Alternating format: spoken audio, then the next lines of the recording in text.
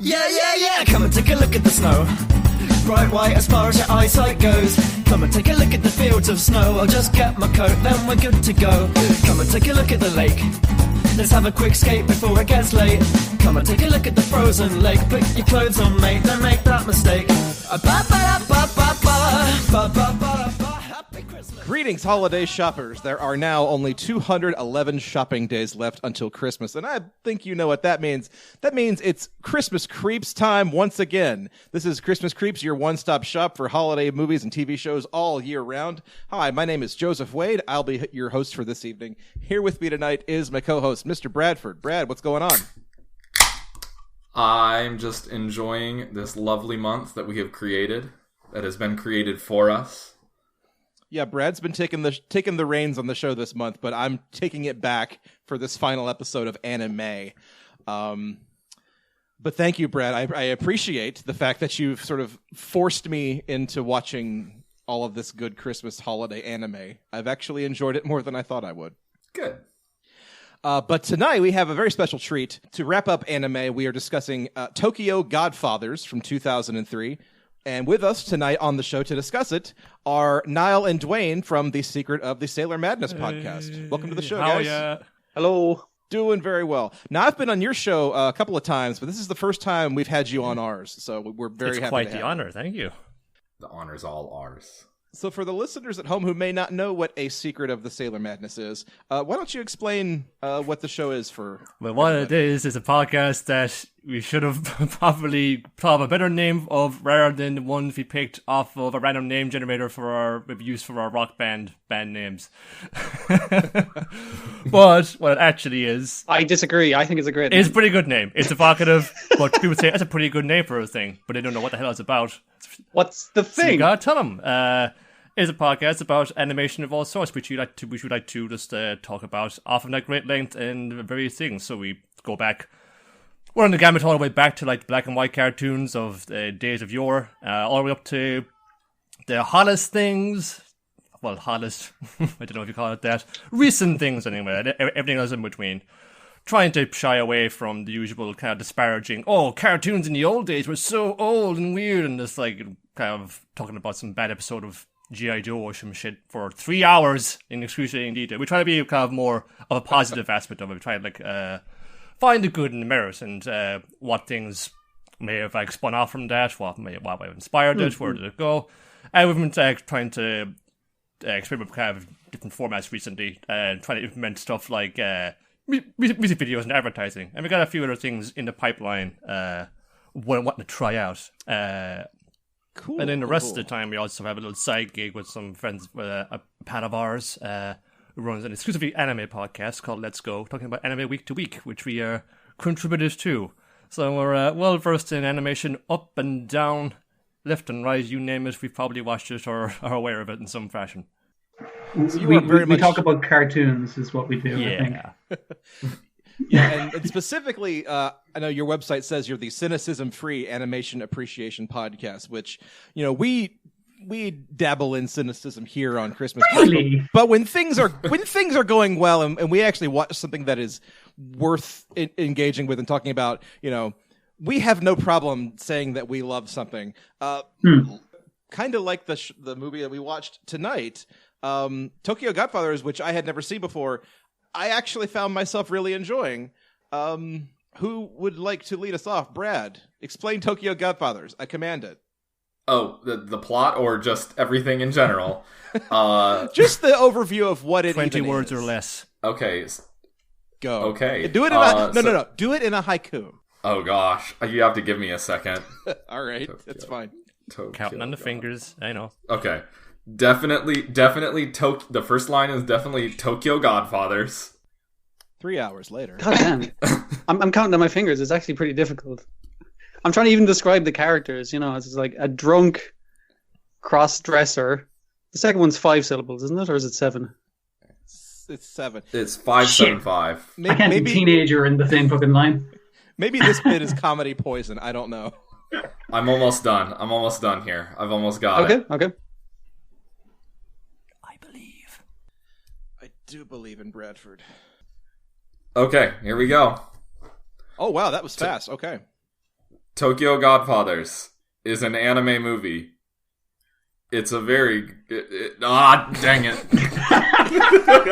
It's a very... Oh, dang it. No, you're good. Fine, You're good. That's fine. Yes. That's 5. You're good. Oh. You could end it with just, it's a very good, like, you're done. It's a very good movie. It's a very good. Oh, God. For sale, never won. Tokyo Godfathers for sale, never watched. Okay. Oh, we that did would be watch this, interesting, though. yeah. Does involve a baby. This is...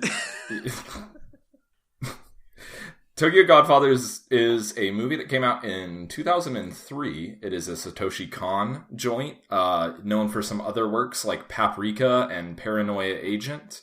There are probably some other notable...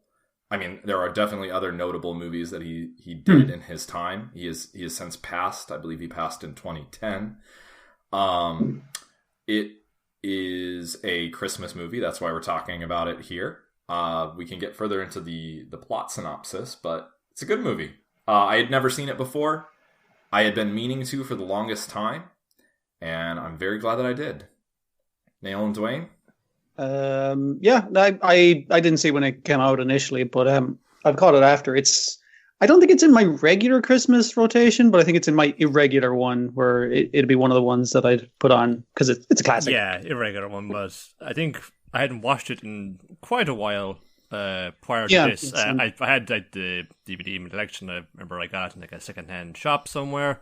I thought, oh man, because I knew at the time that a lot of the releases of his films that were went rapidly out of print, and they're only sort of like getting around to maybe re-releasing some of them in recent years. I think I think they only put out a new version of Perfect Blue, one of his the first kind of feature video directed actually just last year, I believe.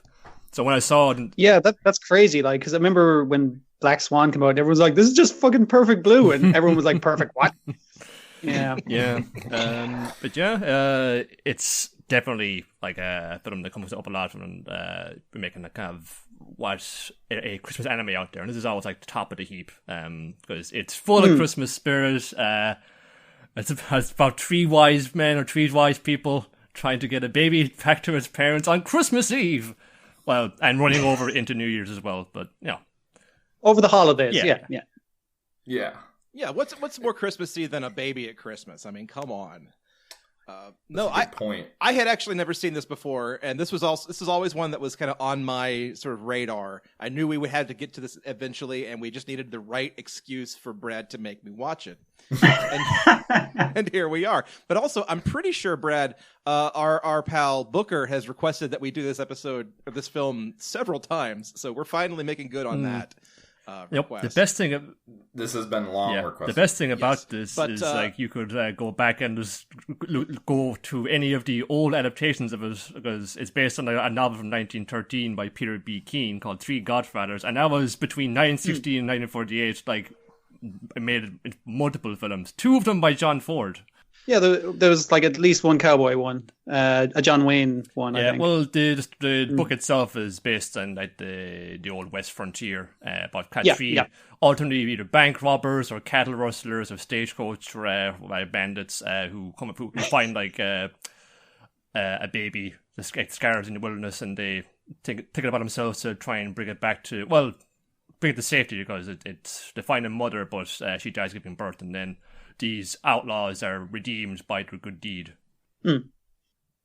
Yeah, that's another one that I want to get to at some point. We're going to have to like come up with an excuse to do nothing but Western Christmas movies, and I think there might only be 2 of them.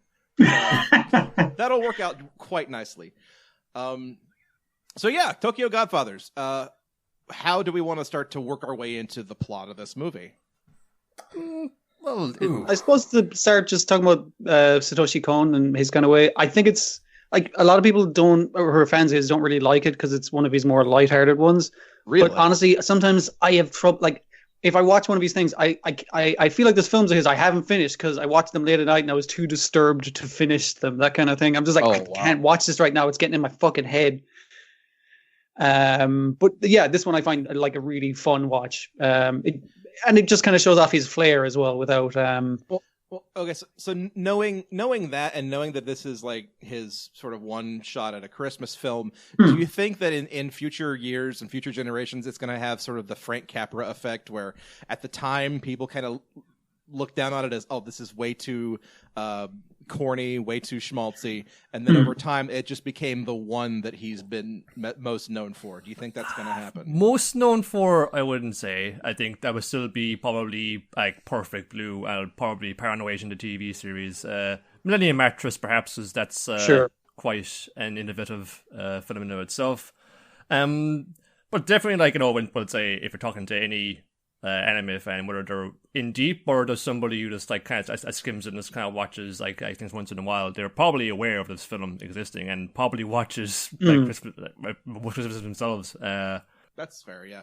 I know, realizing full well that I am talking to three people who watch a lot more anime than I ever will. So, Like too much. But I Don't worry get about what you it. mean. Like Satoshi Kon is another one of those Yeah. like directors who's crossed over, should we say, into the mainstream, you know, following on from your Studio Ghibli, say, and that kind Yeah. of thing. And I'd say maybe in that pantheon, this is probably one of the more overlooked ones. But I'd say anybody who has delved into that at any point is probably giving this a go at least at some point. But as I said, it's kind of hard to come by on a home video these days. They may get around to hopefully like re-releasing it at some point in the near future, but that remains to be seen. It's still kind of outrageous how some of these like big ticket films and features and TV series, I don't like this. It was like, yeah, again, like he be brought up in the same breath as your studio should be, like your Miyazaki or your Katsuya Otomo or any of that, brought up in the same breath, but there's not nearly the same level of like availability for his works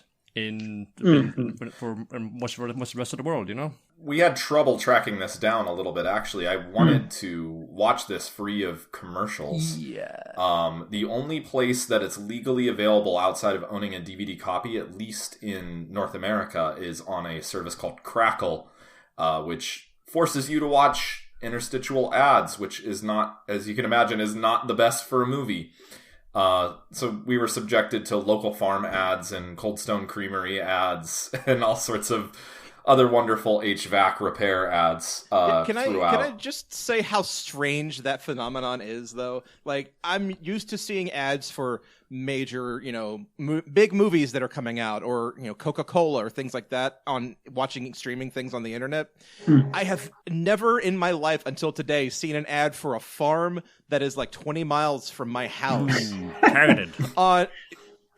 Yes, very extremely targeted, like on an anime film that I'm watching on the internet. It just weirded me out. Like, Big Brother really is watching you. Hello, Joseph Wade. We have detected that you only have 5 eggs left in your refrigerator. Please follow the directions that we have just printed out on your printer to go to this farm. Enjoy the rest of your movie. Oh God.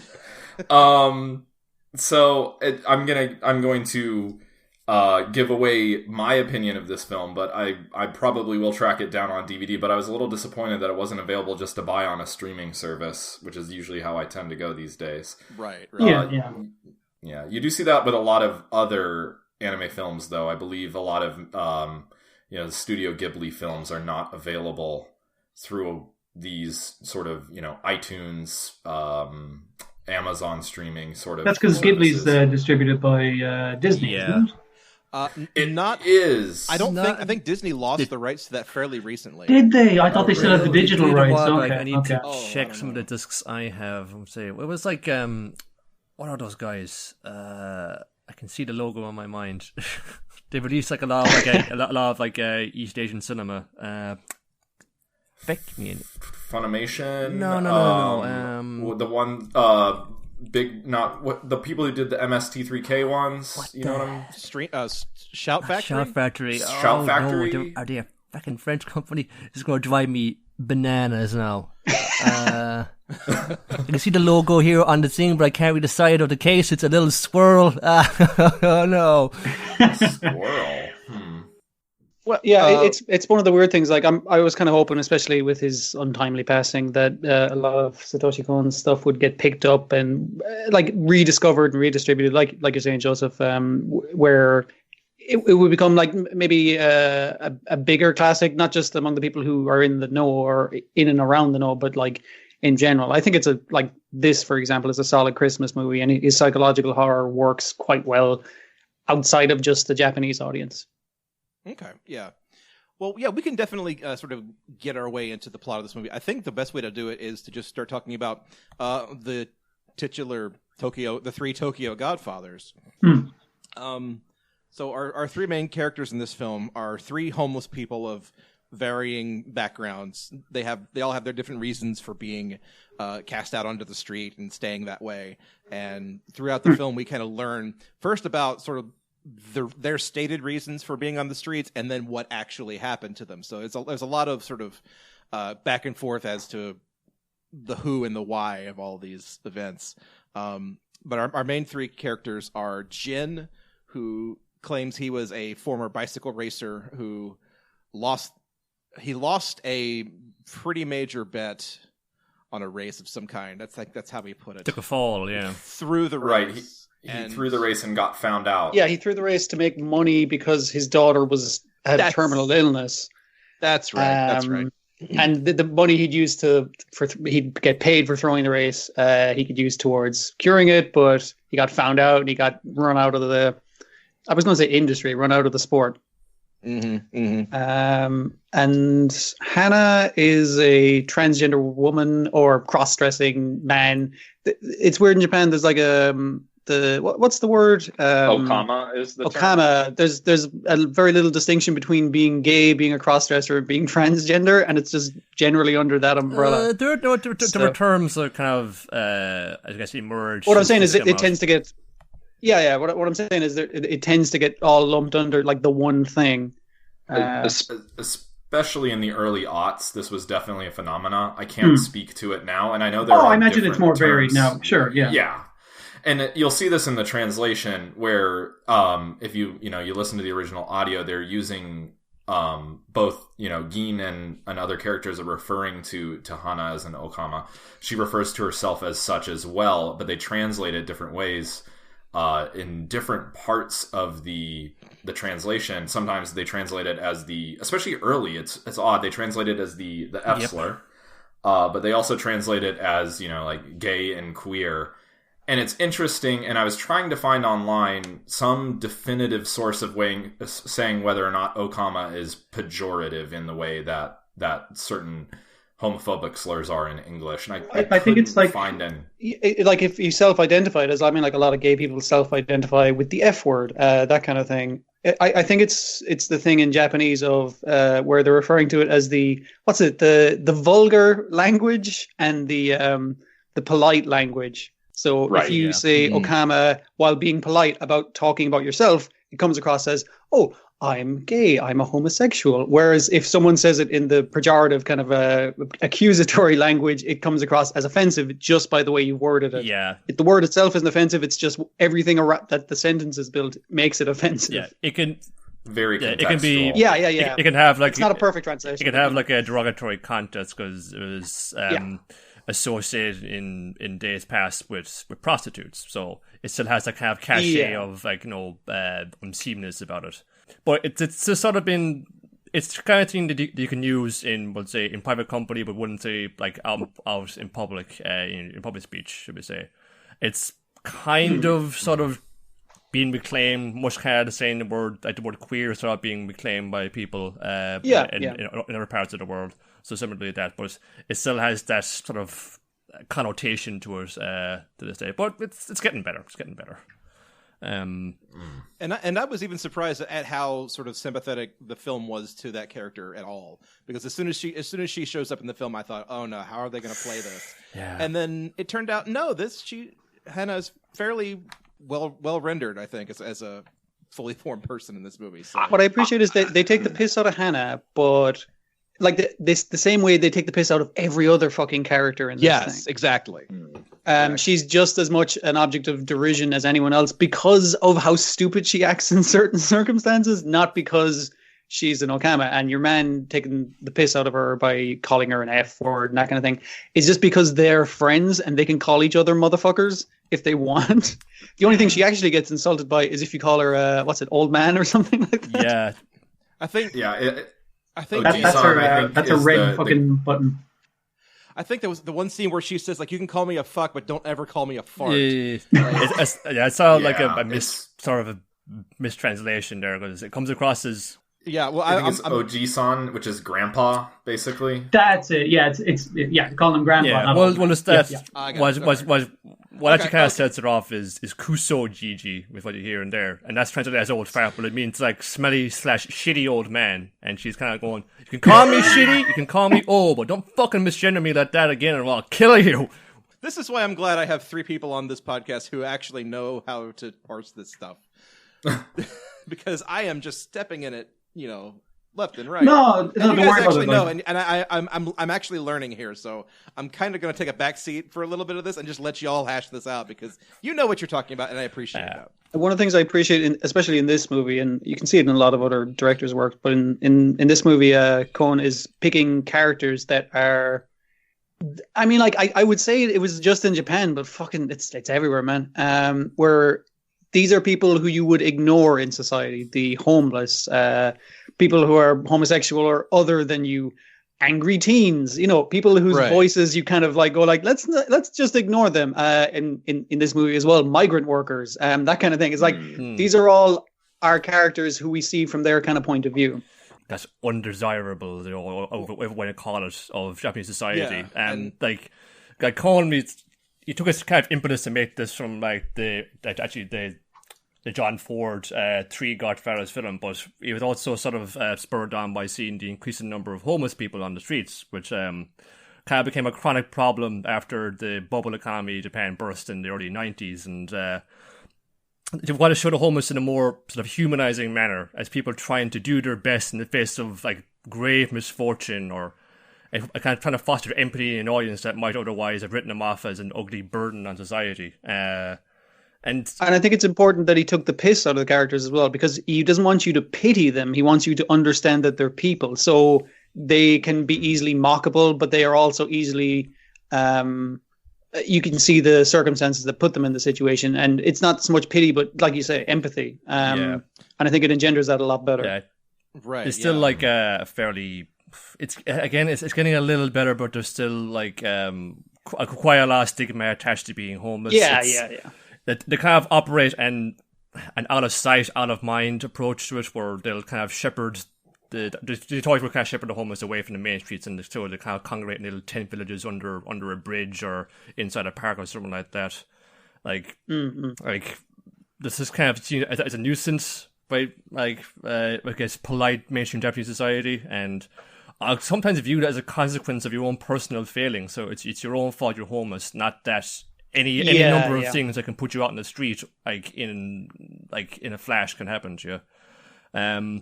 Well, that's where I feel like making this specifically sort of a Christmas movie really sort of benefits that story, because you can take the Christmas element out of this movie and it would still be the exact same plot and story.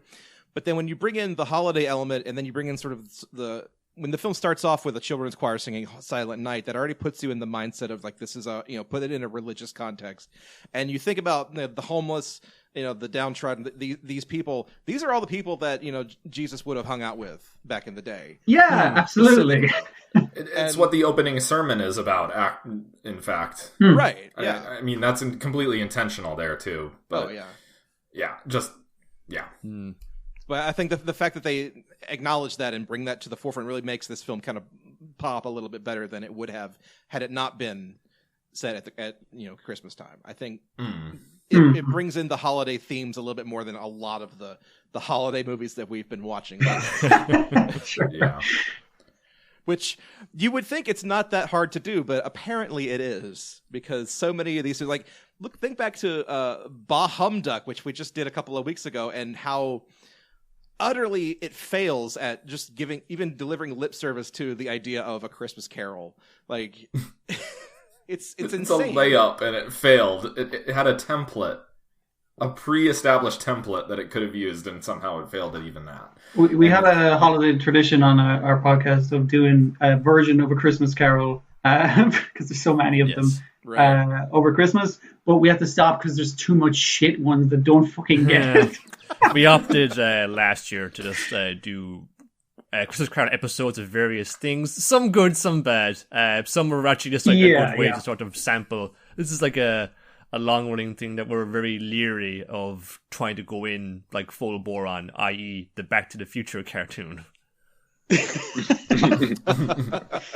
Yeah, see, we watched that and we were like, no dice. But seeing how Bravestar adapted a Christmas Carol, it was like, that's actually pretty good. Yeah. We should give this one a shot.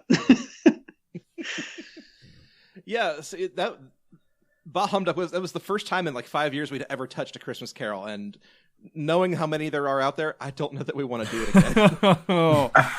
Yeah, bitten once, twice shy. We'll just we'll point everybody to you guys and let you take care of them. All right. oh bollocks. No, you've already done all the hard work for us. Oh, so. I thought you meant for us to continue to do it. And I was just like, it's okay. okay. We have archived content there. People can just dive into. Precisely. Yes. Synergy, making this thing pop, baby. Okay, let's keep things moving. The third of the three Godfathers we have yet to discuss is Miyuki, who is a runaway teenager who. What is her stated story that she ran away for? Like she states like the truth, like my dad's a cop and he's really stuffy, and my mom's, she's always praying to God and fucking shit, whatever.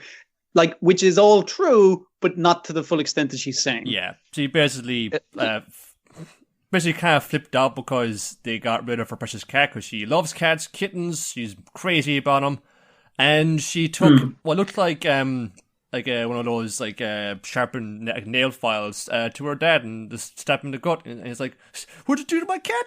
And then her dad is bleeding out and bleeding out, not fatally, but like, "What the fuck did you just do to me? You stabbed me. What are you doing?" And her mom is in the corner, not doing anything, just doing her whole the praying to the Buddha. Oh my gosh, what's going on? Please, let this pass over right now. And then just ran off, took to the streets, and she's been. And I like the way they don't give you the specifics. They don't give you the specifics of that, but I like the way it's basically saying this kid was clearly under some serious amount of stress. It could have been just like fucking tests and shit, the things that really stress you out when you're a kid. It's like it's your whole world, and you just a small thing is enough to send you to snap. And I'm not saying she's forgiven for it, but that you can see there was probably some other shit going on in her home life, just expectations on her, because she's very much so, I'm glad I do not have any expectations as a homeless person.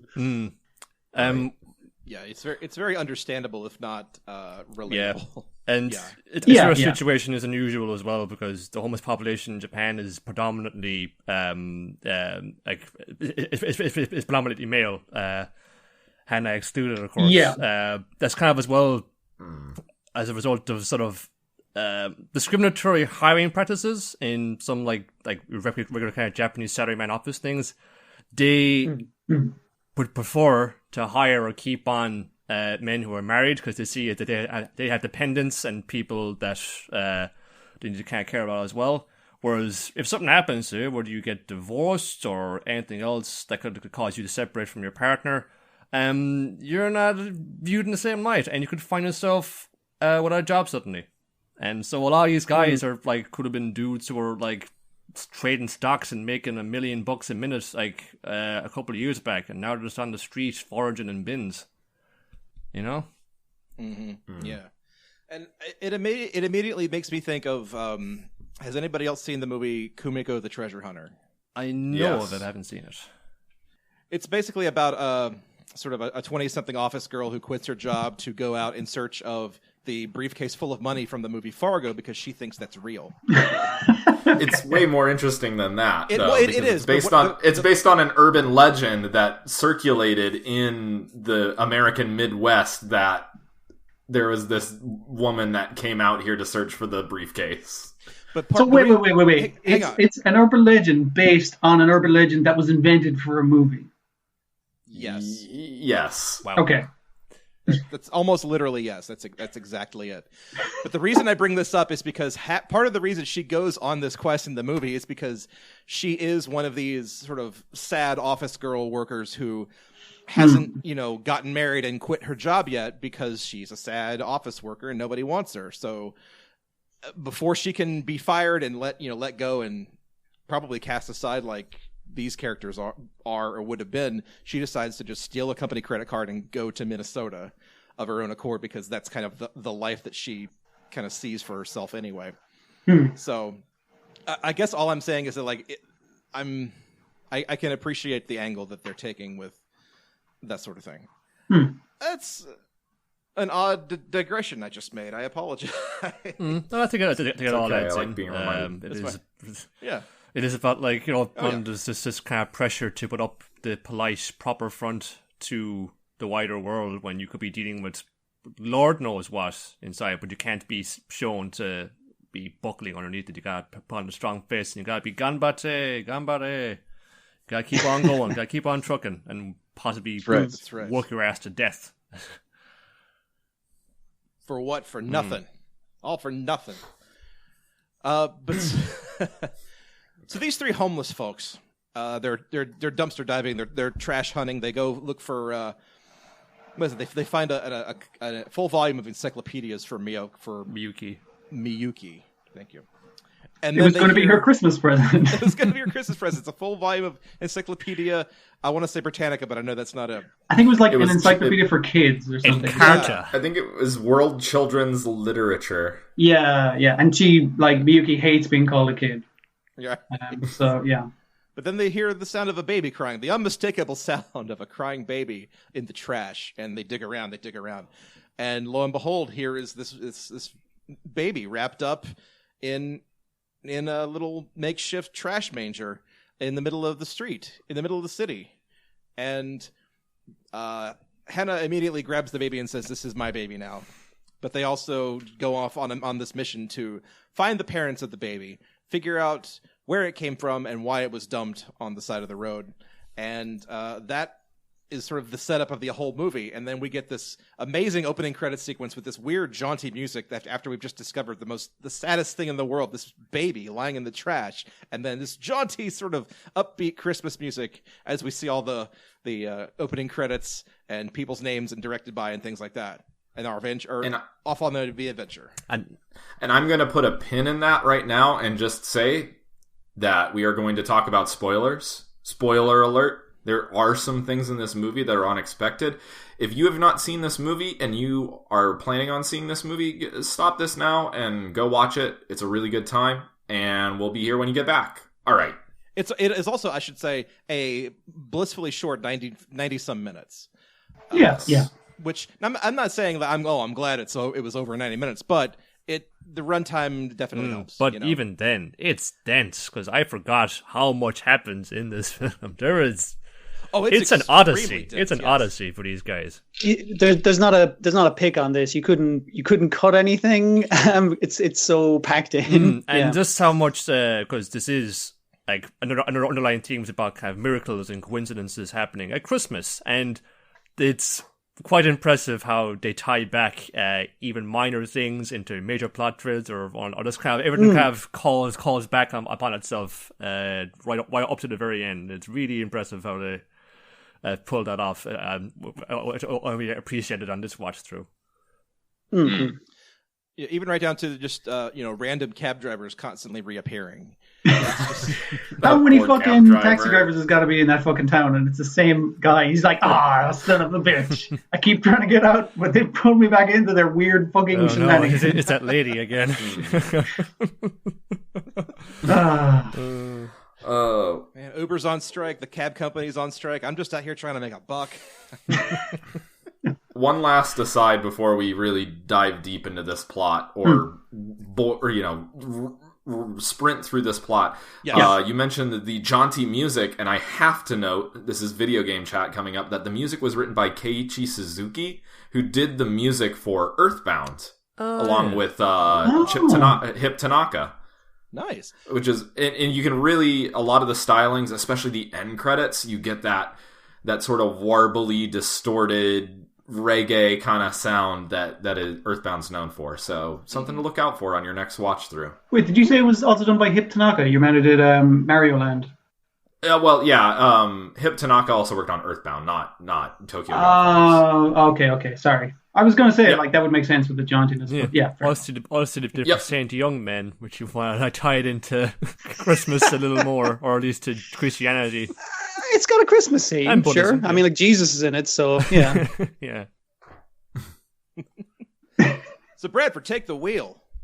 Oh goodness. Okay, so they find this baby, and let's start the coincidences rolling already. Hana decides to name it Kyoko, meaning pure child, because it is Christmas Eve, and what other night is purer than Christmas? Isn't that also a sort of some kind of a translation of transliteration of Silent Night, or am I misremembering that? That is to be my understanding. I don't know how that works. I'd have to take a deeper dive on that. Okay. To confirm it, but I think I read something similar. Gin, meanwhile, is trying to convince Hana to give this baby up to the police, and this becomes a constant refrain. This baby is nothing but trouble. We can't care for it. We're homeless. You need to give this child to the police. Hana eventually convinces Gin to let them keep the baby for one night because she doesn't want to turn this baby into the cops on Christmas Eve, because if this baby ends up in a foster home, Christmas will basically be tarnished forever for this child, which is understandable. I think she mentions that she went from house to house and she never really had a home. That's her backstory, because she's an Okama and she never really found a place in this world, which is bullshit. But it's kind of fun. That's her tragic backstory. It's like, oh, come on, I'm never going to have a kid myself. So give me this night. Hannah keeps changing her fucking story the entire fucking time. And I love the way she keeps switching. It's like, I want to raise this baby. It's like, we can't raise the baby. All right, just give me tonight. And it's like, all right, I'll give you tonight. I've decided I want to find the parents on a big quest. And if they can satisfy my fucking curiosity as to why they fucking abandoned their child, then I'll give up. She's such a diva. She keeps changing her story. She's this diva who's all about the drama. She just goes off on this whole tear of okay, we got some milk in the bottle for the baby. It's like, oh yes, this baby, finally a baby of my own. And it's like, this reminds me of a time when I was cast out of my own family. And then the baby's hungry. Give the baby some milk, please. Gosh, come on. It's all about you. Yeah. And so, Brad, real quick, can we count this as a stamp on the Christmas Creeps bingo card of orphanages? Orphanages, definitely. Dead parents, we'll get into that. Okay. But, spoiler alert, no. I think everyone's parents is alive in this. Yeah, it's a Christmas I think you can't miracle. get that one. Yeah, fuck. Okay. Everyone says their parents are dead, but they're not. Right, or we'll give it to their them, but we'll have to take spouses. it back later. Yeah. Okay. Yeah. And in this time, I really want to blast through this plot, and I can't do it justice anyways, but we get to begin to get character development. We find out that, Gin used to have a family and used to have a child. He knows how to take care of a baby. And this is when he feeds Hana this bullshit story about, throwing a race for getting money for his child who's terminally ill. And we come to find out that's not going to be the case, but we'll get to that. So they go on this odyssey, and I was going to mention, there's no central character to this plot. I mean, it's kind of equally shared between these three characters, but if I had to name one main character of this story, I would argue that it's Hana, because she's the one really sort of pushing, if it were in the hands of Gin or Miyuki, it would end quickly as they turn it into the police. So she's the one who's running this plot forward, moving this plot forward in many cases, and she's the one who's taking most of the action in a lot of these scenes. She's very much the I'm not going to ruin it, but she gets the biggest win at the end as well. So she's very much the mammy going, "Come on, guys, it's Christmas. Be nice. Come on." Yes. Okay, so in their investigation, they find a locker key because it was with the baby. They go and open up the locker and find photographs and cards to a hostess club. They begin their journey across the city to wherever this hostess club is located. But along the way, I believe Miyuki sees her father on another train. Her father's calling the police, and she bolts, and the other two have to chase after her. She spills the milk in the process, and they have to go to they're starting to get hungry, so they go to a graveyard where many people leave offerings for their deceased loved ones, and they take some of those offerings. And luckily enough, this baby is favored by God, has been blessed by God. Somebody had left some offerings of milk and diapers for what I can only presume is, a deceased baby. And I love sake, the way it's like very they go to the important. graveyard because Jin's like, yeah, I gotta get fuck arse now. Just like drinking all the drink that's been left out for folks, and just like, yeah, there's nothing here for a fucking baby, man. Just forget about it. And then there's like, oh, thank goodness, a baby died at some point. What luck! Truly, That's you basically are what the favored. scene is, and it's kind of like you're laughing at it, but it's like, this is weird. Everyone's like, oh, brilliant. Someone fucking give this thing to the dead baby. Fantastic. Brad, do we have to it's- do Christmas bingo with dead baby? That is uncharted territory. The baby was Christmas already dead movies before Christmas, I think. Yeah, Well, that's there was Okay. also another baby that was also died before Christmas. Later on That's in the right. story. There's 2 dead babies. Oh, Jesus. Oh. yeah, that's right. Well, I mean, this just became a massacre of the innocents here, so... It's that a lot. It's that, but how somehow it maintains it being a comedy, but it's dark as fuck. It's a real tripwire. It's like a real tightrope act that they're playing here. It's impressive that pull it it doesn't off, fucking though. fall. Yeah, exactly. It's really... It's very impressive. Yeah. So then they meet a Yakuza boss of some make or description who is trapped under his car because He's been run over by his own car. He's been run over by his own car because of some lady and her dog. We should mention the weather in this movie. It does keep coming up. That's true. That's why the trains were stopped, because the snow trains was so were heavy. delayed. That's true. And that's why this guy got out of his car. We are in the midst of a heavy snowstorm, which is actually, to my knowledge, highly unusual for that region. So Almost miraculous, you might say. almost a major coincidence that a lot of this happened. He gets trapped under his car after he goes to check it out, and a woman pushes the car over while chasing after her dog.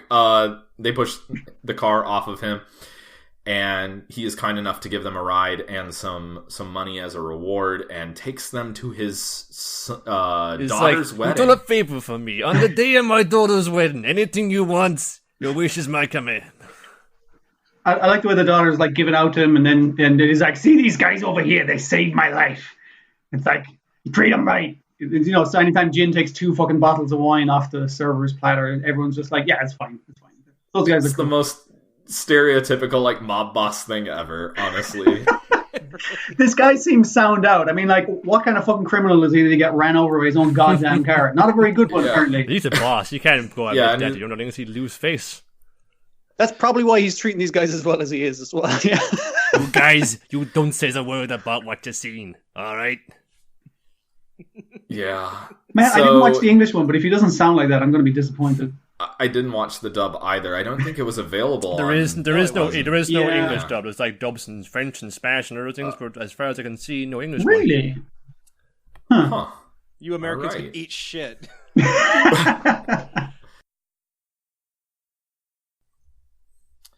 So the groom at this wedding is the manager of a bar owned by this Godfather Yakuza guy, and he used to be the boss of the baby's mother. So he's going to call around to see if he can figure out what happened to this woman.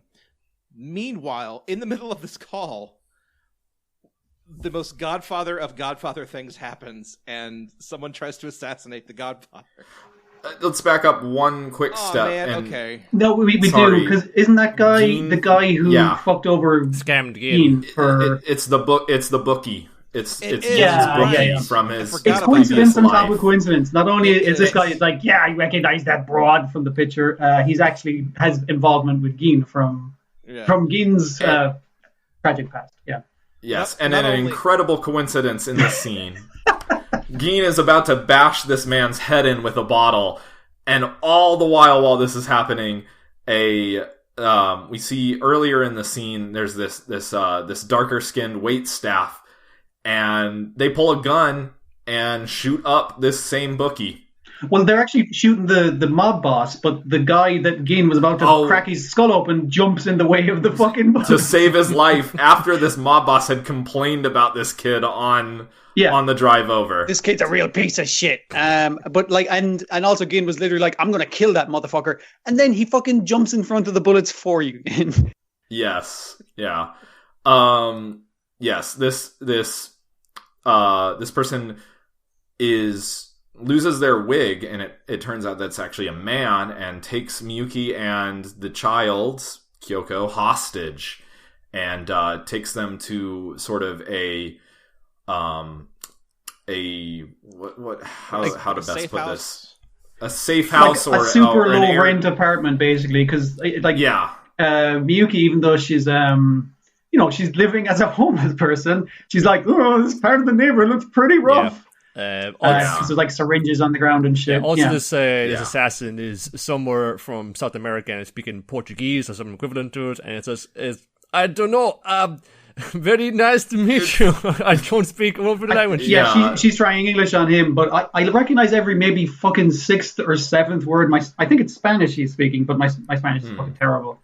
The subtitles for this just say speaking Spanish. I fucking love that. Okay. Doesn't even translate it. If you don't know fucking Spanish, it's just like, you're in the same position as the characters. They don't have a fucking clue what this guy's saying. Exactly, yeah. Yeah. That was a nice touch. Yeah, I appreciate it. But still being, even though I've taken them hostage, I'm smiling and thinking, oh, you got a little baby there, that's very nice. So you can thinking, this fella, even though he shot up mob boss, some kind of turf war going on, he's not all bad. It's okay. He's gonna like he took this person and a baby as a hostage, but he's like, I think he's saying stuff like, I'm not gonna hurt you, we're just gonna get someplace safe to keep our heads down, kind of thing, because he takes her to stay with his wife, who is pregnant, who had his kid, so she can feed both the babies.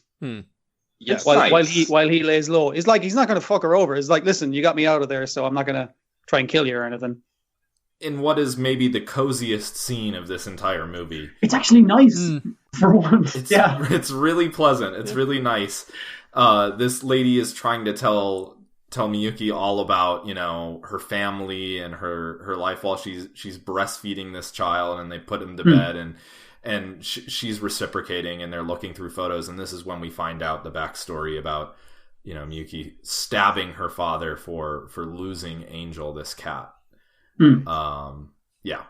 So it's a nice piece there. Meanwhile, Gin and Hana are trying to find Miyuki and the baby, and I believe at this point Gin basically gives up and splits off from Hana, whereas Hana tracks down the cab that took this guy and Miyuki to this safe house, and this is the beginning of our running gag with the cab man.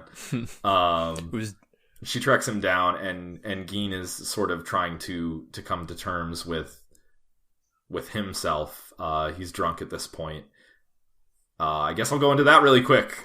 He finds an elderly man on the ground who is also homeless, and helps him back to his home, and works with him. It's clear that this man is at death's door and is dying.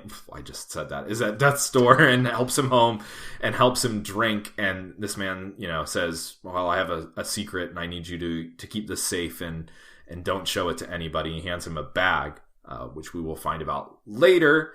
A group of rowdy teens come up and beat them both with pipes, because apparently that's what teens do around New Year. I think that was a thing that hooligans. It happened at least once, if not several fucking times, where they're like, "Oh, we're going to clean up the streets," and since the homeless population isn't anything anyone cares about, nothing was done about it. It's fucking horrible. It comes up a lot in anime, especially, but it's obviously it was enough of a shocking incident that it needs to be repeated over and over again. And there could be cases like this that we've just never ever heard about either.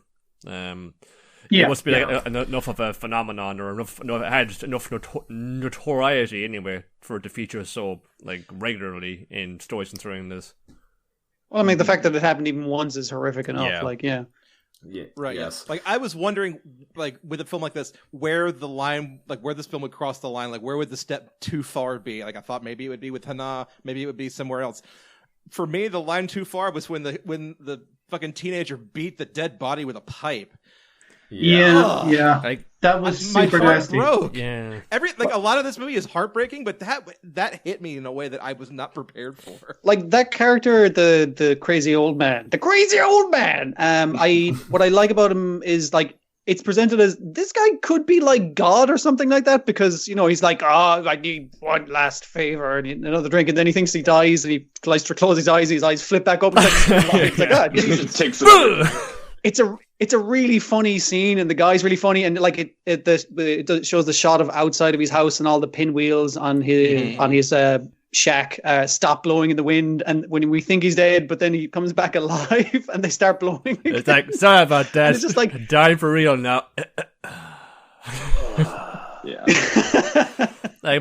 There was a moment when he finds him in the street that I thought they were going a different direction with this, and it looked like he was wearing the same clothes as Geen. I thought it was supposed to be like a Ghost of Christmas Future. This is what you could be. That kind of thing. I thought that too. Yeah. Well, I think it was suggesting that this guy could be God. This guy could be a reflection of what Geen could be or will be. That kind of thing. Yeah. And I think it was totally intentional. I think that's kind of what they were going for. Yeah. I feel like it's all it could be one thing, it could be the other, or it could be all of them wrapped up together. I mean, and it's nice that they don't really acknowledge it beyond that, because it leaves some room for interpretation, which is great.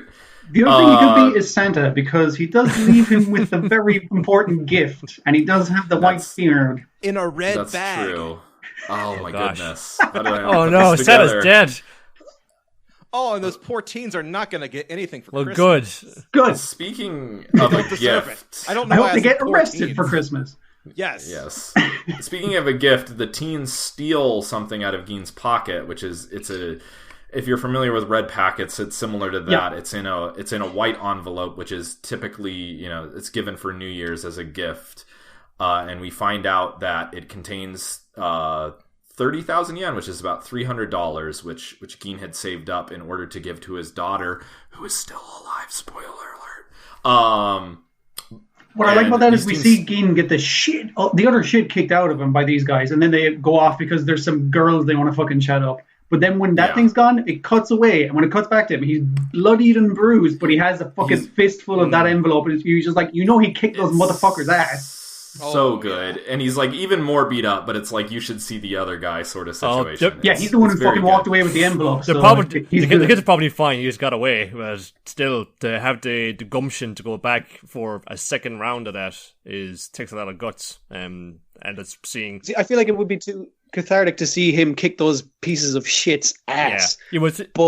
It feels good to... There's like, he fucking got the thing he wanted. Yeah. Good, I'm glad. It was with some kind of karmic justice where like they dragged the old man's body out and they hit it as well, and think, they could have got done because, they dragged him out and they beat him with a pipe, and then he died, and now you're going to get sent to fun juvenile detention. It's like, oh my gosh, but that probably wouldn't fit in the same way with a tone of the film. Like any of the quote unquote villains every say of the piece, like they have either a comical or a more sympathetic end. So I would probably kind of be going against the message you're trying to character. Yeah. It also kind of serves as sort of an economical story point where just like the movie knows it needs to move on. So maybe it would be more impactful if we just didn't show that. The Greek method of showing it, having it happen off screen, which I think is good. The closest thing I came to like a fight scene was the dude makes a Bruce Lee noise and then fucks up the kick when he was kicking the shit out again. But I mean, like it's like we're not going to have a fight scene in this thing, guys. We're taking the piss out of movies that do that, even though the rest of the movie, as they say in the movie, is an action movie. Yeah, yes. Like they keep comparing Geen to an action hero, and the fact that he's not one, and then whether or not he becomes one at the end. Yeah. In probably my favorite gag in the entire movie, though, Geen is passed out, or nearly passed out in an alleyway, and an angel shows up. The person dressed up as an angel shows up and goes, "My magic or an ambulance? Which would you prefer?" And he goes, "An ambulance." And Angel's like, "Motherfucker! How fucking dare you spurn me like this?" Fuck you, buddy. And we come to find out that this angel is either an employee or a regular at this drag bar. I think she's an employee. Yes. That Hana and Miyuki, after Hana, re-encounters Miyuki and Kyoko takes them to this drag bar that she used to work at. Come to find out, I think it's Tower Angels. I think it's called because it's next to Tokyo Tower. I'm not Yeah, I think it like kind of that features one. around Tokyo Tower. A lot of the scenes do. Like earlier when Geen saw the two buildings, like you could view out the back of the old man's thing. Again, it had what position they were in related to Tokyo Tower. They were trying to find where this picture was taken. Yeah, and Right. because the rest of the city is so sort of stark and grey or covered in snow, and then Tokyo Tower is still so like lit up and red and so kind of brilliant in the night. It's sort of like a big Christmas tree, or possibly like a guiding star if you want to go for the three wise men route. You know? It is how they navigate around the place. Yeah, that's true. And at this point, we receive more of Hana's backstory. That she used to have a husband or a lover named Ken, and they used to live together. But he passed at some point, and after an incident, she stopped working at Tower Angels as well, and the rest is sort of left up to our imagination. But I think the implication is that she didn't have the courage to face anybody after this string of incidents. Yeah, it's like a lot of the things in this film is like, I have a tragic backstory, but most of the tragic backstory is kind of your own fault. It's a lot of it is I'm too ashamed or embarrassed to go Too back proud to it. to go back. Exactly. And Right. it's just like Hannah thought, I couldn't come back after making a scene at that, and her drag mother is like, well, so we're taking it back any time. Like families, they have like things on a time, but we make up and we get past it because we're family. And right, and that's what is Christmas if not an excuse to get back together with family and get over things like shame and embarrassment and regret, right? Yeah. Like we have these three homeless people who have made a kind of a family because they all lost their family, and none of them have lost their family. yeah, it's like you're forming a surrogate family, which by circumstances wherever they are, you found yourself out, and you kind of form this thing like. But the surrogate family, they accept you and love you, or whatever like that anyway. But they also remind everyone in the family has forgiven. Like they fill that void in your heart, in your soul, and they remind you of what you lost, and what you cherish, and what you can't have again, but you can have maybe like some kind of equivalent or even better to it. But as I said, in this case of these guys, it's just like maybe I should pick up the phone and get back in touch with my long lost daughter. All right, gents, we really need to motor through the rest of this plot. So I'm gonna. God. Yeah. I know there's so much still left to say, but I'm gonna try to do my best. Sure. So at this point, they decide to redouble their efforts to find the parents and begin their sort of long journey to this. It's in the background of these photos that they find. It's not Tokyo Tower, but it's this distinctive double tower with a bridge between it. It's not the town hall, because the town hall is at the very not beginning, the Met building, and they're living. Yeah, they're living near the town hall. So it's sort of implied that it's far away, it's on the outskirts, it's probably out in actually like a neighboring prefecture that's still part of the urban sprawl sort of. Yeah, it's a view that they don't have where they're living, and it is very distinctive towers, so yeah. So they get out to near where that is, and they come to find out, they stop one night over in an abandoned house, and they come to find out that this is the house in the photograph. And they ask all of the local gossips, all of the local mothers and women around what happened to these people. But doing a little self-investigation in the house, they find the address of an apartment complex. At the same time, you could also find some old newspapers, including one that has a classified that says, "Come home, we found an angel, please call us." I really like that. That was such a nice, like, it was a hit emotionally, but it was kind of like, oh, fuck, man, that's rough. Yeah. She, in one sort of scene by itself, she tries to call and tries to work up the wherewithal, and her father picks up the phone, and she can't bring herself to say anything and just hangs up. It's heartbreaking. All right, let's keep on trucking. So, at some point, I can't remember if this is before or after they visit the apartments, Hana falls ill. Oh, yeah, no. Okay. While Miyuka's making this call, they're in a convenience store, Geen and Hana, and there's this drunk salaryman that's basically demanding them to leave because they're, he thinks that they're unsightly homeless people. And the argument is taken outside, and then apropos of nothing, an ambulance comes crashing into the whole of the convenience store. Like obliterating the entire fucking inside. The guy, the guy who falls out of the ambulance is like, somebody call an ambulance. Ambulance. It's also very good. But then Hana immediately looks at the baby Kyoko and says, "Kyoko is the messenger of God." Divine retribution. In any other movie, I'd call Hannah crazy, but in this movie, I'm like, no, she's fucking 100% right. There's something about this fucking kid. It's lucky.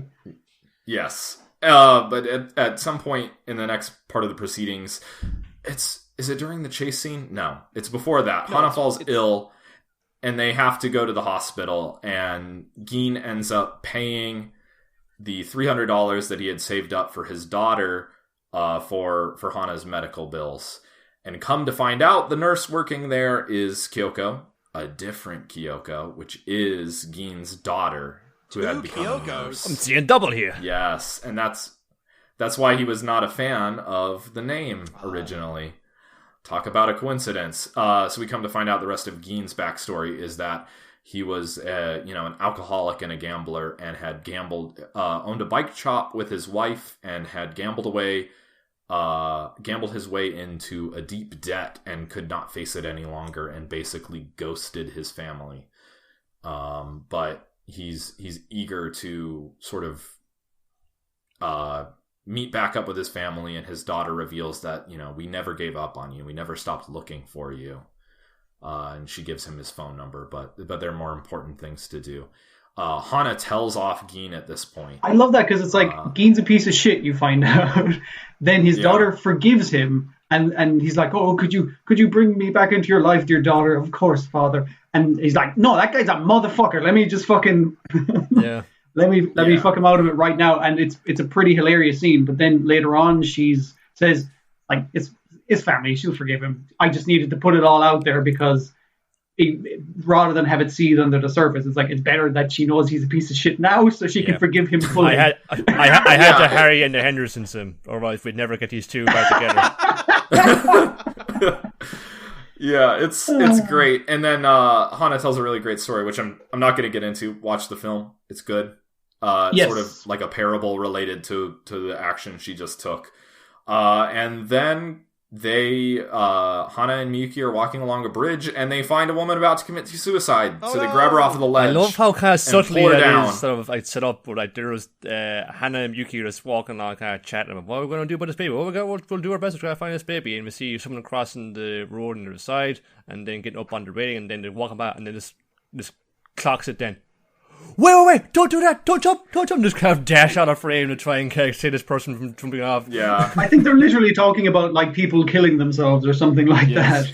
Yeah, I think actually they were talking about Miyuki was like, well, if I was going to commit suicide, I'd take my shoes off and then step up on a railing, and somebody out of the person in the background is doing literally that. It's played up a little bit. And the holidays is the number one time for suicides in Japan. Don't you know that?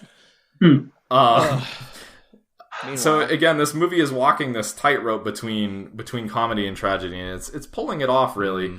And hold on, I gotta pull one of my earphones because it's about to die. It's one of those cases where we have to laugh at these things, and the film kind of has this sort of air of we have to laugh at this or else we would be crying at it. Yeah. It's laughter because you don't know what to do with it emotionally, and also sometimes it's actually funny. So laughter is the natural progression. It's like, I don't know how to feel about this. Yeah. Oh my god. But all then, right. So should I keep going? Can you hear me? Yeah, I can hear you. Yeah, we can hear you. Okay. All right. Come to find out that this is the very woman that they're looking for, and Hana proceeds to slap the hell out of her, because she gave up this baby. And they give the baby back to her, and it's a Christmas miracle that they found her. But come to find out that this baby has been reported stolen. Now things are getting a little odd. meet that mother's husband? I've forgotten the specifics of that because he tracks the guy down into his fucking nasty ass apartment. He saw the news report on it anyway. About the baby being kidnapped. I think I think they got the intel or the address from the gossips in the neighborhood about where he might be, or what was it again? They had that. And I think Dean had the address, and then these guys are going to be in here, right? And then he opens the door. The door of the apartment is unlocked, and it's just this awful, decrepit place, packed high with rubbish bags from floor to ceiling. And there's this dude in there asleep watching TV, and it's like, it's you're the guy! You fucking gave up that baby. What are you thinking? You're the fucking father in this. It's supposed to be responsible. And it's like, it's not my baby. What? I gotta lay out the whole deal for you. Me and my wife are going through some stuff right now. So she took it upon herself to go to the hospital, and she stole that fucking baby, man, because she thinks that having a baby will, help us to resolve our difficulties. Yeah, well, she actually, she tried to get pregnant because she thought if she and her husband had a baby together, that would be the thing that would unite them back together. And she had a miscarriage. And in her grief, she stole one of the newborns there because she went, oh, that's totally my baby there. Which is, as close to a villain as this movie gets, besides those fucking teenagers. That's really pitiable and just oh, you poor woman, but obviously we do need to get that baby off that woman right now. More importantly, we need an action-packed chase scene involving trucks and bicycles and taxis. And a certain taxi driver that we've met before to lead the way. He's just my type. It's a good thing, the kind of man with a good thing it happens over several days, because this guy would have had the worst night ever if this all happened in one night. Yeah. He's just had a bad week, basically, at this stage. Yeah. I sort of has a bit of the kind of man I love is a sort of guy who... a kind of man in uniform, but not a soldier. He's got kind of a buzz cut like one, though. Kind of going through who's got his own job, drives a car, and wouldn't be averse to letting a nice lady like me off with the fare when it doesn't have quite enough for it, right? And then, I don't know, they're just tight buzz, and it's just as soon as this chasing is about to begin, we gotta get a taxi, follow that taxi, and it's just this guy pulls up his phone saying, oh no, these guys again. What are the odds? But, the chase scene ends at the top of this very tall, what I'm assuming is some kind of apartment building, where the mother is once again threatening. You're going to stop. I think it's a shopping complex because of the banners out front. Okay. And it's closed for New Year's. Yeah, and it's got a wide lobby. Mm-hmm. Okay. Yeah. Anyways, the film ends. The big climactic scene ends at the top of this building. The mother is going to jump off with the baby, and through several minor miracles, they convince her otherwise, and that she should not do that. And I'm not going to go into specifics because honestly, it's kind of a Christmas miracle the way this happens, and that's perfectly fine. And see, this is the thing. We've gone through the entire plot, and we got right up here to the end where I'm averse to saying what happens at the end because I just want people to see it. Yeah. Just don't even I watched the American trailer and it gives you a hint of what it is. So don't fucking watch that trailer. No. It's a shitty trailer anyway. Just watch it. And the bit with Hannah just being super badass, and then the crazy thing that happens, and then everyone in the scene just looking on dumbfounded and going the fuck? It was kind of great. How do they do that? It's really Yeah. It's a lovely ending. And then kind of the button on the end of the film is that there's one last coincidence, which is that who is it? It's Miyuki's father is the police officer who is charged with bringing everyone back together at the end. Dave finding this baby. He's charged with finding the baby. So the parents want to go meet the people who got their baby back to them and make them the godfathers. Yes. Or the godparents, I think to say. Yeah. Yes. And it basically just ends on Miyuki, Dad, what record scratch? And the baby just laughs and goes, ha ha ha ha. It's all thanks to me. We'll get together again.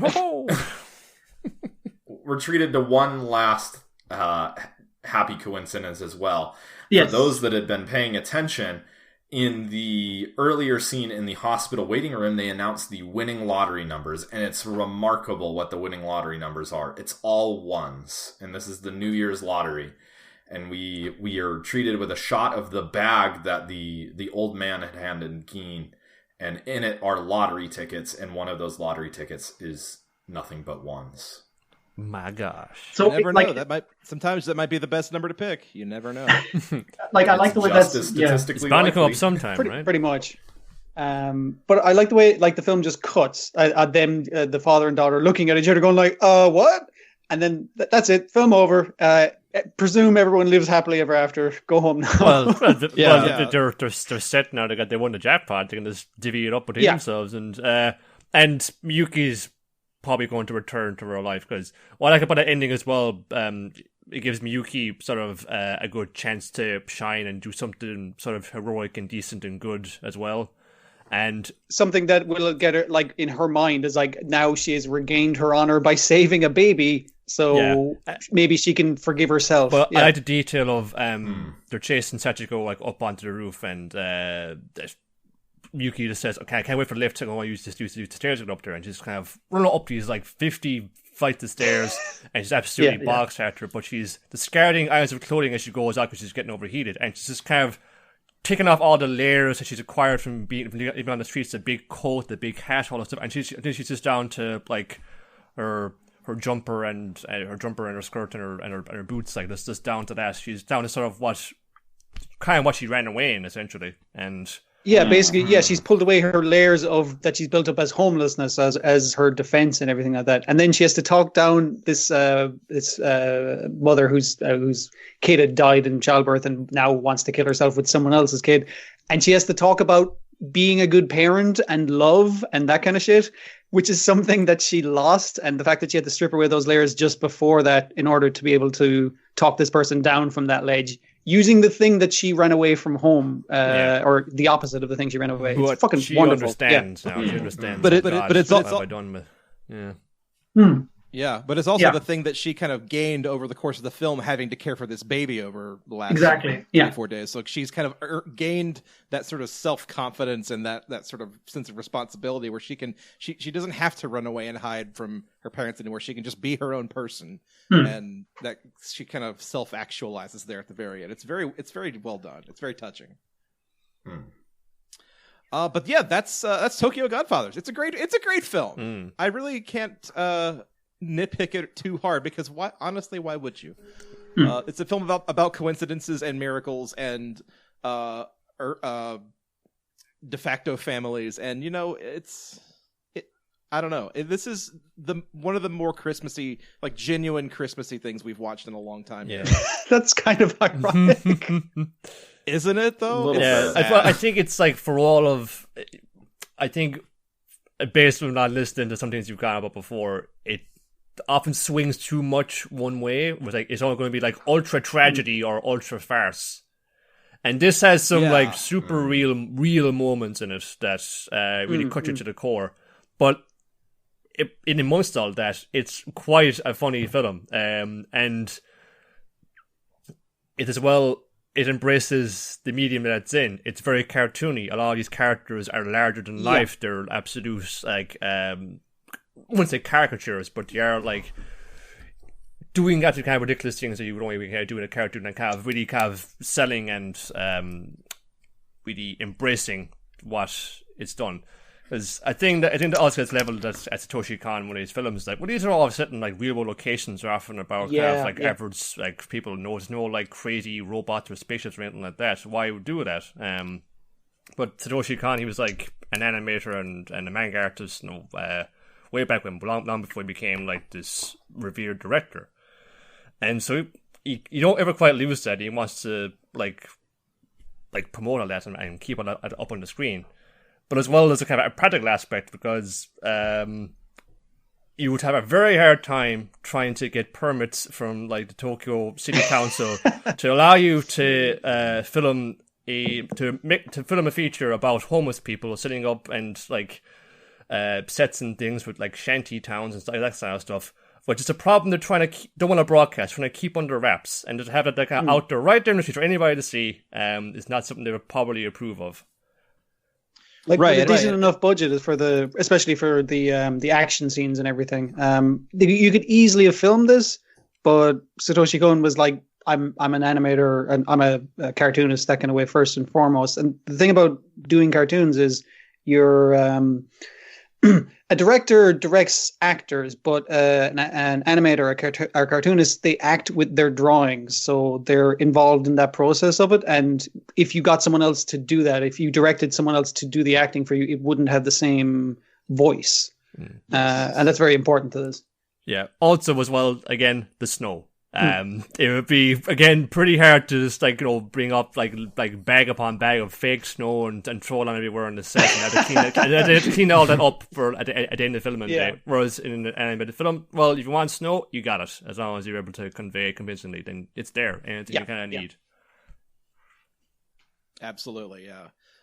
So I think now is the time in the show where we take a stroll over to the Crankometer, which is our patented scale for how to rate these Christmas films on an X and Y axis, because we are a bunch of mad scientists here at Christmas Creeps. This is the thing we've concocted for ourselves. The X axis is how Christmassy a film is, and the Y axis is how good a film is, sort of the quality axis.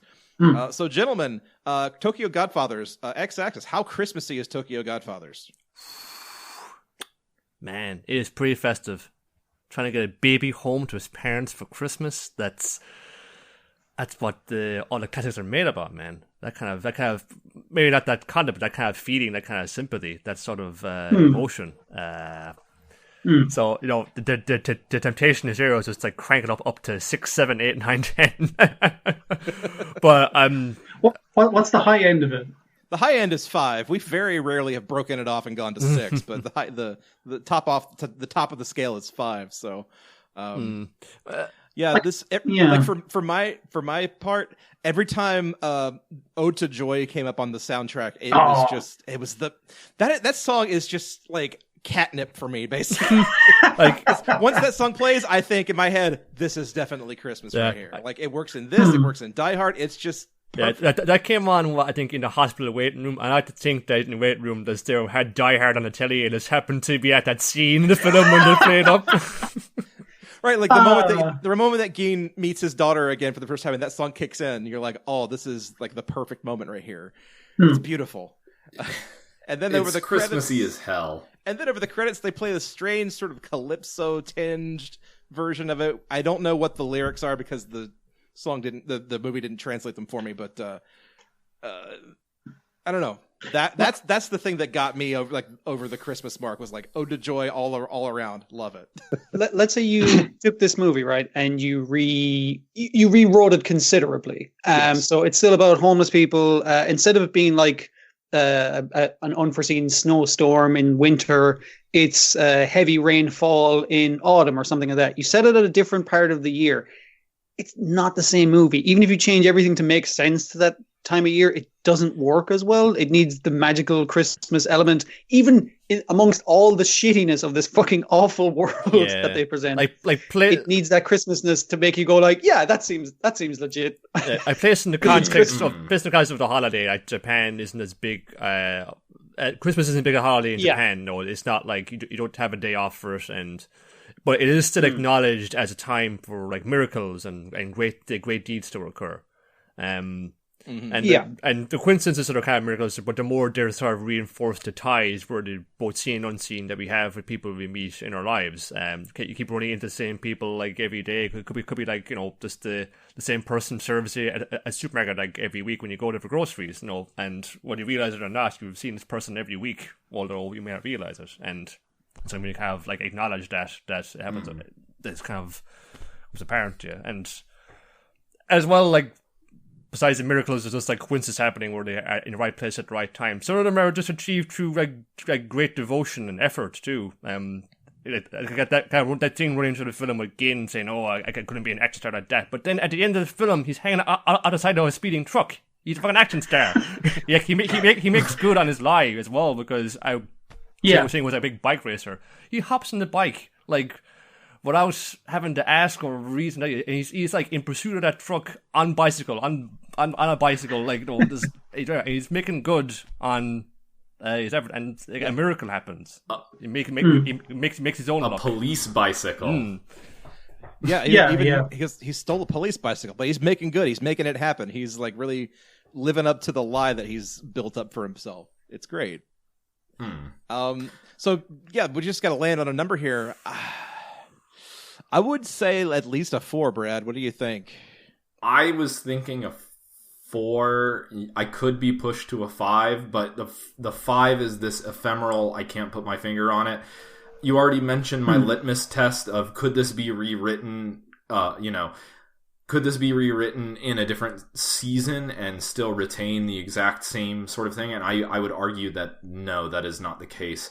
If only because the fact that this is set at Christmas allows us to sort of suspend our disbelief on these coincidences happening because it's Christmas. Miracles happen at Christmas.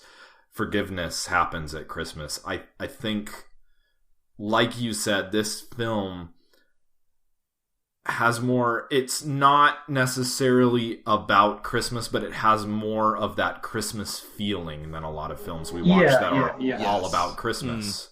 It captures the feeling and the essence of Christmas so much better than a lot of what we watch. The empathy, really. And that's again what Satoshi Kon was trying to get across, is that these people, these homeless people in the street, they aren't degenerates. They aren't like, they wouldn't choose to themselves if they wanted to. And they are capable of good deeds. They're capable of incredible, great deeds as well. And maybe it takes Christmas to make them do that, but no, it was still in them all the time to do it. And it took something like this to come into life to try and bring it out of them. Like, right. For me, it's like, it's top Christmas because it's kind of like one of my favorite Christmas stories, A Christmas Carol. It's like A Wonderful Life. It shows you humanity at its lowest, and that allows you to see the miracle of family and caring about each other and empathizing with each other and trying to do the fucking impossible and change your ways and that kind of thing. And that's super fucking Christmassy. Absolutely, it is, and also for me, what I'm thinking of right now is like the way this film just humanizes people that most films don't typically humanize, like we touched on before. Another film that I'm going to bring up real quick, Home Alone 2, where when Kevin goes through Central Park in the middle of the night and he sees homeless people and they're just portrayed as literal monsters. It's horrible the way that film treats homeless people. But then here, I mean, the pigeon lady would probably fit in right at home in Tokyo Godfathers, but she's really the only one, like, because the film actually takes the time to humanize her and get to know her. But then all these other sort of caricatures we see are there. It's just a horror show, and this film puts you right in the middle of it right away. So you don't really have time to look at these homeless people and say, who are these people? Why are we following them? Like, this is it. This is it for us. Yeah, in Home Alone 2, it never takes the time for the pigeon lady to be like, talk to us like, hey Frank, how's the wife and that kind of shit. You know, it's like she doesn't have interactions with the other ones, and so you kind of get to humanize them. But in Tokyo Godfathers, Miyuki like bumps into two homeless guys and they're like, wait, is that Jin's kid? It's like, oh, we're not going to touch you. And he's like, what? It's like, Jin fucking adores you. He'll do anything for you. We're not going to mess with you, kind of thing. So even those other homeless guys are just like, yeah, we're cool, you know. And they're just random one scene fucking characters, right? But it takes the time to humanize them and show that they know and that there's a fucking community and they understand other people's inner lives. It goes the full gamut to try and make them fully developed characters. Yeah, for Hannah as well, who's doubly ostracized by both being a trans woman and also being homeless. It's like you've like twice as much on your plate to try and contend with, and again inspiring that empathy and sympathy and showing that this person is like a human being with emotions and feelings and a wonderful, brilliant, charitable, great heart, and it's kind of challenging you as well. Especially when you see reactions of people would say, like in the convenience store or on the train, they're just going, "Oh no, homeless people." Could you, a proper person in polite society, would you have it in yourself to take the task of trying to find this baby's parents, trekking high and low across this giant city to try and find it? Could you do that? No, it takes a certain person. It doesn't matter whether they're homeless or otherwise to do that. And this is someone that is like they're a saint. They're inherently good. They've made some mistakes in the past, but that's not something you can kind of pity them for forever and ever. you know. A comeuppance I really liked in the film was to do with Hannah, but it wasn't. It was to do with a character interacting with her, where they were going to like the soup kitchen and getting some stuff, and they were she was talking about how it's like, oh, I'd love to have kids, but I can't. Obviously, not got the right junk for it and that kind of thing. And when she goes up to the person putting out the soup, is like, oh, can I get a double serving? I'm eating for two, kind of thing. And your one kind of serving goes like, all right, whatever. But then she sees her later on with the baby, and she's like, it's a miracle. Yeah, she was eating for two. I think the actual literal translation of what that lady says is "it's a miracle," but they translate it as "she was eating for two." Oh, okay, yeah. I think you just get points for that, just for. Like being able to kind of take jabs at this at community and at this like community of people, but it's ultimately not too derogative of them, which is something I'm all too used to encountering in anime as well. It's just like, oh, I'm waiting for it now. It's going to be, oh my god, a man in a dress. That's hilarious. I mean, it's only been like there's been encouraging trends in the last couple of years from. Couple of things we've been watching actually regularly for our other podcast, where people who either are maybe just they just like cross dress or they could be fully transgender. There was actually something that came up there where this issue, this sort of like content, found its way to the UK Parliament just a few like. I think days ago, or weeks ago, at the time of recording. That was fucking class. Yeah. There was They're holding a picture up of what's the character's name? It's Lily from an anime called Zombieland Saga, which is basically a mad scientist resurrects various pop idols from various eras and one average schoolgirl to try and form an idol group to try and revitalize interest in this particular area of Japan and also keep on the rest of that to zombies. But one of them is Hoshino Lily, who was, like child star. She was so like wonderful and great on telly and sings so well. But it was revealed at a point that when she was alive, she was born a boy. But she was raised as a girl, and unfortunately passed away. As a young child, but she's reborn as a zombie and saying, well, yeah, I'm a zombie now and I'm a girl. I always felt I was a girl, and I have a new existence. I've literally been reborn, and I'm going to be a girl. She's super happy to be a girl zombie because that means that she won't grow old into a guy, that kind of way. Her voice won't deepen and that kind of thing. So it's like, oh, this fucking works out for me. And everyone just treats her like a girl. It doesn't change it. They're like, oh, you're born a boy. Huh. Yeah. Well, still a girl. Doesn't make a difference. You're still in the girl band. I don't see how that changes anything. Yeah. It was. There's a lot of things like that are like you said, they're showing a lot of. Yeah. People are talking about the shit that you're not supposed to talk about in a positive way. Yeah, it was a really great kind of moment of acceptance, which of course the people on the internet, curmudgeons, didn't like. But it came up anyway as a result of what was it in the UK Parliament discussing Twitter and on social media there's this cesspool of like abuse and derogatory language, and this I think she was a Scottish MP brandishing this like Photoshop or fan art picture of Lily Hoshino with a caption reading basically something to the effect of "fuck off turfs." and it's like MP saying down with this sort of thing, as you can see. I think it was like her like doing the thing where she holds a finger out with her tongue out, like kind of a cheeky wink, and like someone had photoshopped in her holding a gun pointing at the viewer and like turfs can die. I've forgotten the specific caption, and I'm just like, that's fucking brilliant that's happened in reality. It's been pulled out of fucking fiction into reality. It's beautiful. Amazing. Yeah. What's up, Superworld? Well, okay, so here's what we're gonna do. Let's just go ahead and call a spade and say Christmassy. This is a Nat 5. It's at least a 5, if not more. I would say. I don't think it gets better than this, to be perfectly honest. This is the film that I think future holiday films are going to have to live up to, which is a tall order, I realize. So on the y-axis, then, how good is this film, gentlemen? We need to wrap it up here, but I think the long and short of it is this is as solid and as well crafted a film as we've ever discussed on this show. I'm getting 5. Just gonna say 5. I would say almost going to say give it a 4. Almost leave room for improvement. 4.5. I don't know. Fuck off! It's a 5. Okay. If you've watched half of the direct that we have watched for this podcast, you would give this a 5 as well. Yeah, honestly, the only other like 5 5s we've watched on this show were Die Hard, Christmas Vacation, I believe, and also Christmas at Pee-wee's Playhouse. Okay. Oh, yeah. This is water to somebody dying in the desert. Absolutely, it is. And a great way to round out our month-long feature of anime holiday specials and films. So Tokyo Godfathers is a 5-5 on your crankometer scale. So go ahead and plot that out, and we will move on to our next feature film, to be determined at a later date, because we don't do that kind of thing on this show. We have no sense of planning or any kind of scheme going up. We're just following what's available and what we think might be fun. But that's what we do here. So that's been Christmas Creeps. Dwayne and Niall, thank you so much for joining us. Oh, thanks for having us today. Thank you.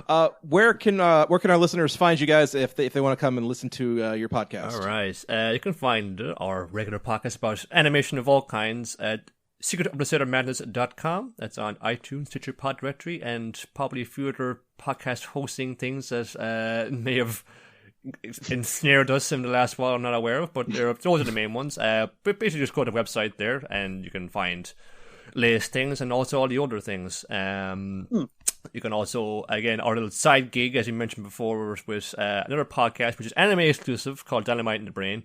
We collaborate with them week to week on a thing called Let's Go, which is basically a rundown of weekly streaming anime. So things we kind of watching on the regular week to week, and we just kind of meet up and talk about it. It's currently in its special incarnation called Let's Go JoJo, which is what I started out as, which is a weekly rundown of the happenings in the latest series of anime adaptation of JoJo's Bizarre Adventure, but also anything else we watched that week. And that can be found over on dynamiteinthebrain.com, but also be posted at secretofthesailormadness.com. Besides that, social media handles, I'm on Twitter at Nicholas Cage. That is NIALLCOLAS_Cage. I am also on Twitter for my sins at I_am_D. Bradford, what about you? You're welcome for this good movie. I'm on Twitter at Fragrant Hills. I'm on a podcast called Christmas Creeps that you're listening to right now. Wow! Oh my God! Really? Tell me more. If you want to subscribe to us, we are available on wherever you download this podcast. In addition, we are on iTunes and Stitcher and Google Play Store. And if you could be so kind as to leave us a review or a comment, we would really appreciate it. Even if it's not the most glowing, we're always listening to feedback, and we'd love to hear from you. If you want to get in touch with us, you can always email us at christmascreeps@gmail.com. I'm going to have to stop you right there. It's at xmascreeps@gmail.com. Do I get it wrong every single time. Without fail, but that's what I'm here for. Okay, and we're also on Twitter, and you can just Google us. We're probably somewhere. We're at Christmas Creeps on Twitter. You can follow us on the social medias, all of those things. Or go to christmascreeps.com, which is your one-stop shop for holiday madness all year round. So for Christmas Creeps, I have been Joseph Wade. I'm Bradford. Oh, I'm Dwayne Moloney. And I'm Niall Flanagan. Wishing everybody a happy Mother's Day. Hey, guess what, guys? We forgot to talk about Mother's Day on this show. Hey, we talk about Hannah all the time. There's plenty of mother kind of going on there. That's true. We are recording this on Mother's Day. This will come out for a couple of weeks until then. But yeah, so I should have reversed and gone back and talk about that a little bit. Oh, whatever. We're forestalling the inevitable. Here's the end of the show, everybody. Good night. Good night. Bye. Feliz Navidad. Happy Christmas. Happy Christmas.